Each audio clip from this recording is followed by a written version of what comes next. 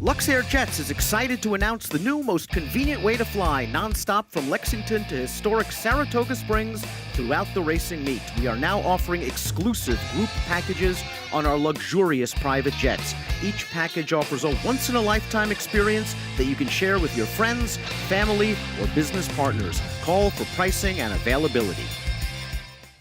Time for the Saratoga Report, brought to you by LuxAir Jets. Going to start with the news of the day. And if you were here on Thursday for the races, you noticed earlier in the day that in the Union Ave, we had a late scratch of the Hot City Girl, who's actually the defending champion. And then word came out, Dave Grenning broke the story a little while later, that Hot City Girl has actually been retired. She had a little ankle filling, and her connection just decided not to press on with her. She will go to the farm and be bred next year, and I'm sure she's going to make a fine broodmare. Another unfortunate injury report today that my colleague also broke the news on. Dream It, the 9-length winner of the Schuylerville earlier in the meet, also has apparently suffered a bit of an ankle injury. This is not career-ending. She will hopefully return later in the year, but we will not see her here anymore this meet. Among the big major workouts this morning, Fayek, who's going to try his luck in the Travers, coming off a couple of victories for trainer Kieran McLaughlin. He worked an easy half mile over at the Oklahoma training track, where it seems most of these horses have been going lately. 48-4 was the time of the work, coming off a big allowance win in which he still raced a little bit greenly.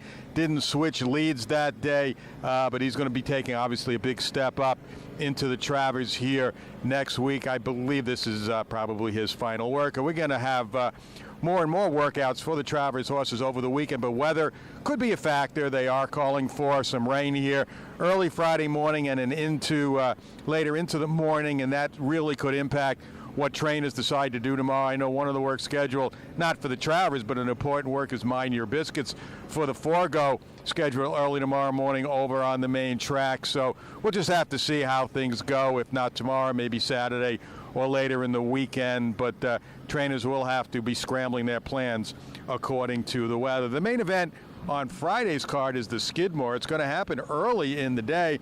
It's for 2-year-olds on the turf, and we have a field of about 7. If the race comes off the turf due to the weather, the horse I like is Nuclear Option. He was entered main track only by trainer Wesley Ward, and he's coming off a huge work. It's funny, if you read the workout report, or I'm going to explain, he's had 2 workouts here, and 2 completely opposite workouts. His workout on July 29th, he showed big speed, got a little tired cruising to the wire, a half mile in 48 and change. So they put Irad Ortiz up on him for his next work, and Irad took a hold of him early, got him to the top of the stretch in about 25 and change, and then he flew home in 23 and a bit, going easily, finished well, galloped out well. So I love the way he's doing, but it's going to take some rain and a switch in venue to get Nuclear Option into the race. If not, Wesley Ward has Mentality, who's going to be speed on the rail, also working well on the turf for Wesley, and he might be the favorite if this one stays on the grass. Flame Away training well for Mark Cassie, and El Dulce for Todd Pletcher, 1 for 1. I like him the best if this race stays on the grass, coming off a huge work in company with another maiden winner of Todd Pletcher's Orbulation.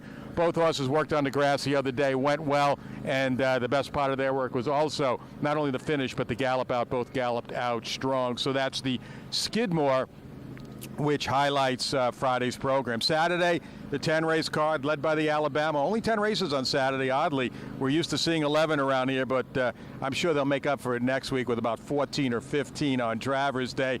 So I guess, like I said, we're getting closer and closer to the big Travers program, and we're going to have all the important news leading up to Travers Day here over the weekend. I'm going to hopefully get my colleague Dave Grenning on with me tomorrow. We'll take a closer look at the Alabama here on the Saratoga Report, brought to you by LuxAir Jets on DRF.com.